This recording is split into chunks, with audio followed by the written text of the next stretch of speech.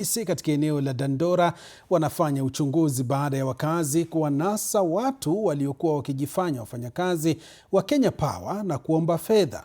Washukiwa hao wanahusishwa na visa vinavyoongezeka vya wizi wa mita jijini Nairobi, hasa Dandora. Wakazi waliwakamata watu watatu waliokuwa wakijifanya wafanyakazi wa Kenya Power na kuomba pesa kwa madai ya kusaidia kulipa bili za umeme. Visa vya wizi wa mita na ulaghai wa tokeni vinaendelea kuongezeka, huku Dandora ikiwa miongoni mwa maeneo yaliyoathirika zaidi. Naibu kamishna wa kaunti ndogo ya Embakasi Kaskazini amewapongeza wakazi kwa kuwa macho na kuwataka kuendelea kuwa makini. Mko wengi leo mtawekwa. Pata tumeibiwa tokens. Ukienda kuriport, yenyewe utariport, lakini utapatiwa hizo nini? Hutapatiwa tokens. Ile ingine, kuna wale walifutwa na Kenya Power. Kama leo, walikuja kwangu. Wakati wamekuja kwangu walikuwa 4.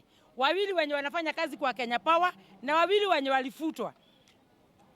Wakasema niko na deni kubwa, ati nilipe nusu, niwapatie pesa nusu na hiyo ingine waende wanilipie. Nikawaambia mimi siwezi lipa, hata kama ni milioni nitalipa wa Kenya Power, lakini siwezi lipa mtu binafsi.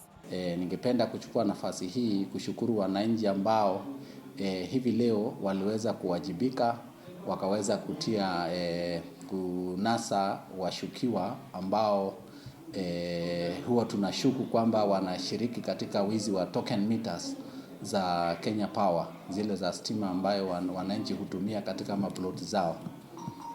Imekuwa ni mtindo hapa kwamba kuna imposters wengi ambao wanajifanya kuwa ni employees wa Kenya